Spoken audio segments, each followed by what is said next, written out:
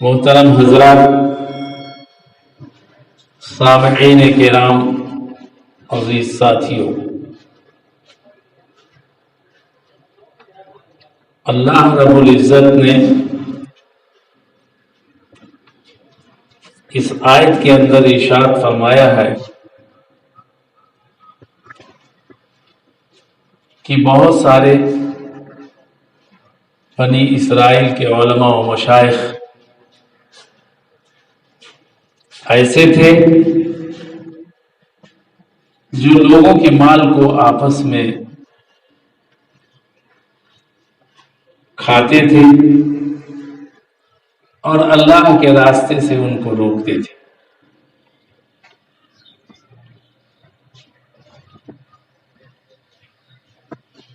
بنی اسرائیل کے علماء اپنی تعویل کے حساب سے لوگوں کے مال کو اس طرح کھاتے تھے کہ بہت ساری چیزیں جو ناجائز ہوتی تھیں اس میں جواز کی شکلیں پیدا کرتے تھے۔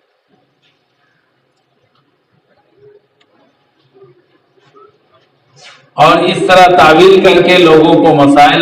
بتاتے اور فتویٰ دیتے اور اس فتوے پہ پیسہ لیتے تھے۔ اسی لیے ربان لیاکلون اموال الناس بالباطل، باطل کے ذریعے باطل کے پیغامات کو پہنچا کر ان کے انا اور ان کے حساب سے فتویٰ دے کر ان سے پیسے وصول کرتے تھے، گویا کہ وہ اللہ کے راستے میں لوگوں کو چلنے سے روکتے تھے۔ اور ظاہر ہے کہ جب وہ خود مال کے حصول کے لیے دین تک کو بیچ ڈالتے تھے تو لوگوں کو دین کے راستے سے ہٹانے کے لیے تاکہ ان کو پیسہ ملے، ان کی دولت حاصل ہو، ان کے پاس مال جمع ہو جائے، یہ سب کے لیے وہ ان سب چیزوں کے لیے وہی کارنامہ انجام دیتے تھے۔ اللہ رب العزت نے دوسری جگہ ارشاد فرمایا والذین یکنزون الذهب والفضة ولا ينفقونها، کہ بہت سے لوگ ایسے ہیں جو سونے اور چاندی کو جمع کرتے ہیں اور اس کو اللہ کے راستے میں خرچ نہیں کرتے، فبشرهم بعذاب علیم، تو ان کو دردناک عذاب کی خبر سنا دیجیے۔ ظاہر ہے کہ انسان دنیا کے اندر مال و دولت جمع کرنے کے لیے نہیں آیا ہے، بلکہ انسان کے ذمے یہ ہے کہ وہ اللہ کے پیغامات کو دنیا کے اندر پہنچانے کی ذمہ داری اپنے سر لے لے، اور اس پہنچانے میں جو مال و دولت خرچ ہو رہی ہے اس کو خرچ کرے۔ اور ظاہر ہے کہ جب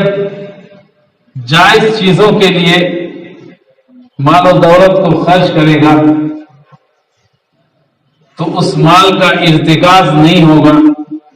وہ مال ایک ہاتھ میں جمع ایسا نہیں ہوگا کہ دوسرے افراد فاقہ اور غربت اور مسکنت کے اندر زندگی گزاریں۔ اس لیے اللہ تبارک و تعالیٰ نے اس میں وارننگ دی ہے کہ والذین یکنزون الذهب والفضة ولا ينفقونها في سبيل الله، کہ جو لوگ سونے اور چاندی اور دولت کو جمع کرتے ہیں، بینکوں میں جمع کرتے ہیں، زمین کے اندر گاڑ دیتے ہیں تاکہ وہ محفوظ رہے، تو ان کے لیے دردناک عذاب کی خبر دے دیجیے۔ اس میں مسئلہ یہ ہے کہ ارتکاز جو مال کا جمع کرنا ہے وہ کن صورتوں میں ہوتا ہے۔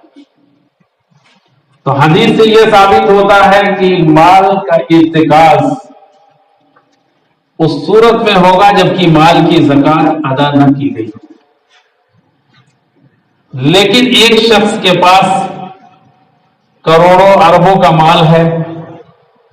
اس کے پاس بے شمار دولت ہے، لیکن اگر وہ اپنی دولت کی زکات کو ادا کر دیتا ہے تو وہ مال مرتکز نہیں کہلاتا۔ وہ ایسا مال اس دھمکی کے اندر نہیں آتا جو اللہ رب العزت نے اس کو قرآن کریم میں دھمکی دی ہے وہ اس میں شامل نہیں ہوتا. اس لیے اگر کسی کے پاس اربوں خربوں کی دولت ہو اور وہ اس کی زکات کو ادا کر دے رہا ہے جو 2.5% ہے، اور یہ بہت معمولی رقم ہے، اگر دیکھا جائے تو مال میں سے 2.5% نکالنا یہ کسی کے اوپر بوجھ نہیں ہے. اور جبکہ اللہ رب العزت نے یہ بھی فرمایا ہے کہ اگر تم صدقات اور زکات کو ادا کرو گے تو ہم تمہارے مال میں اضافہ کرتے رہیں گے، اور اگر سود خوری کرو گے تو تمہارے مال میں نقص پیدا کر دیں گے. بظاہر دنیا کے اندر یہ محسوس ہوتا ہے کہ اگر مال کی زکات نکال دی جائے تو 1 لاکھ میں 2,500 کم ہو جاتا ہے، اور اگر 1 لاکھ بینک میں جمع کر دیا جائے تو 5 لاکھ کا اضافہ، 5,000 کا اضافہ ہوتا ہے. یعنی گویا کہ 2.5% جو زکات نہیں دیا وہ بچ گئی، اور مزید بڑا 5,000 اور 1,05,000 رقم ہو گئی. تو اگر ہم دنیاوی نظر سے دیکھیں گے تو ہم کو یہ اندازہ لگے گا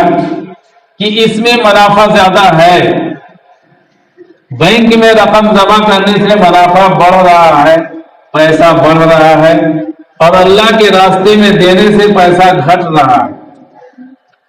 یعنی 1 لاکھ کا 2.5% گھٹ گیا، 97.5 ہو گیا، اور وہ 1 لاکھ کا 1,05,000 ہو گیا. تو اس طرح سے بظاہر دیکھنے میں یہ نظر آتا ہے کہ ہماری رقم میں اضافہ کے بجائے خسارہ ہو گیا، لیکن اللہ رب العزت کہتا ہے کہ یہ خسارہ نہیں ہے بلکہ یہ دراصل منافع حقیقی ہے. اسی میں اصلی منافع، اسی میں اصلی نفع ہے. اور وہ ایسے کہ جب انسان اپنے مال کی زکات ادا کر دیتا ہے تو اس کے مال کو اللہ رب العزت محفوظ کر دیتا ہے. اور ظاہر ہے کہ 2.5% دینے کے بعد اگر انسان اپنے مال کو محفوظ کر لے تو اس سے بہترین نسخہ اور کوئی نہیں. اس مال پہ اللہ رب العزت اپنی فورس لگا دیتا ہے، فرشتوں کی فورس لگ جاتی ہے، اس کے محافظ اللہ رب العزت کی طرف سے متعین ہو جاتے ہیں، تو اس مال میں کسی خسارے کی کوئی امید نہیں ہوتی. اس لیے بظاہر جو ہمیں نظر آتا ہے کہ زکات کے ادا کرنے میں 2.5% کا نقصان ہے، وہ دراصل نقصان نہیں ہے بلکہ وہ فائدہ ہے. اس لیے کہ اللہ رب العزت نے آئندہ کے لیے اس مال کو محفوظ کر دیا. تو زکات اگر نہیں ادا کریں گے تو والذین یکنزون الذهب والفضة ولا ينفقونها في سبيل الله فبشرهم بعذاب أليم. تو اللہ رب العزت ان کو دنیا کے اندر بھی دردناک عذاب کی خبر دے رہا ہے.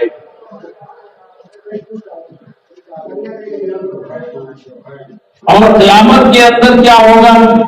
یوم یحمى علیہا فی نار جہنم فتکوی بها جباہہم وجنوبہم وظہورہم ھذا ما کنزتم لانفسکم فذوقوا ولا کنتم تکذبون. قیامت میں یہ ہوگا کہ جب حساب کتاب کے بعد داخل ہوگا تو جہنم اس کے لیے مقرر کر دی جائے گی اور وہ دہکتی ہوئی جہنم میں ڈال دیا جائے گا. فتکوی بها جباہہم وجنوبہم، تو اس کی پیشانیوں کو اس جہنم کی آگ سے دابا جائے گا، اور اس کے بازوؤں کو داغا جائے گا. یعنی ایک طرف چہرہ جو انسان کا بہت ہی خوبصورت سا ہوتا ہے اس کو داغا جائے گا، اور دوسرے بازوؤں کو داغا جائے گا، اور اس کے بعد اس کی پیٹھ کو بھی داغا جائے گا. ظہورہم ھذا ما کنزتم لانفسکم، یہ اس لیے داغا جائے گا کہ جو تم نے جمع کیا ہے مال کو اور اللہ کے راستے میں خرچ کرنے کے لیے تمہارے دماغ میں بہت بوجھ ہے، تو اس کا مزہ اب قیامت میں چکھو. تو قیامت کے اندر یہ دیا جائے گا ھذا مفذوقوا ما کنتم تکنزون، بس اس کا مزہ چکھو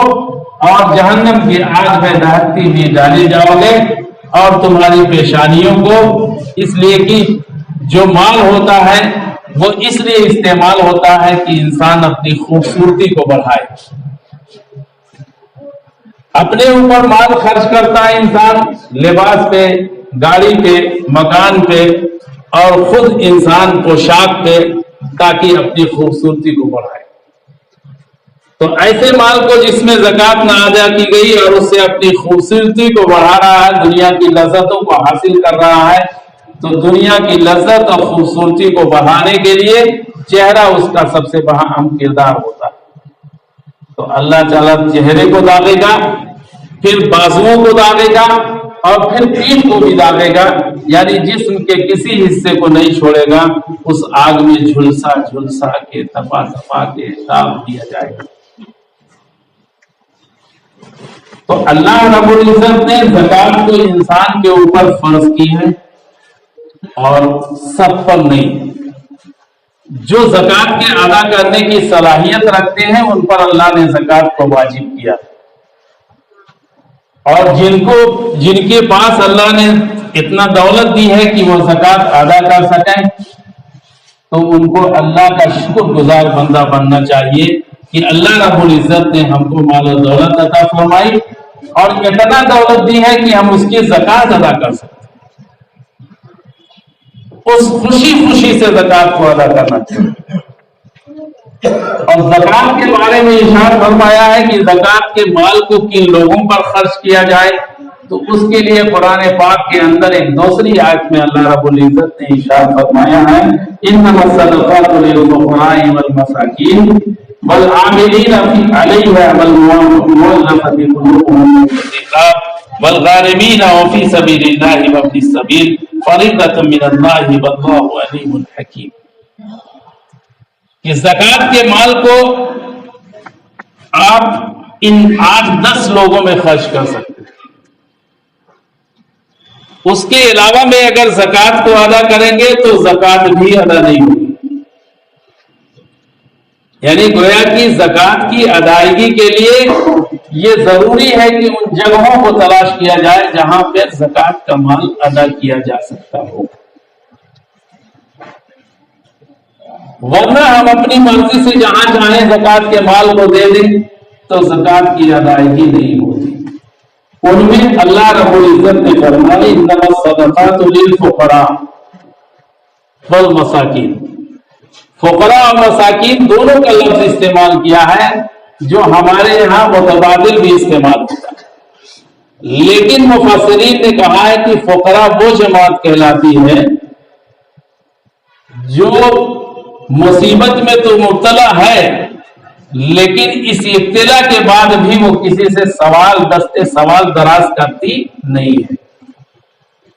وہ کسی کے آگے ہاتھ پھیلانے کے لیے راضی نہیں ہے، وہ اپنے گھر میں فاقہ مست مر جائیں گے لیکن کسی کے سامنے ہاتھ نہیں پھیلائیں گے، اس کو فقراء کہتے ہیں۔ اور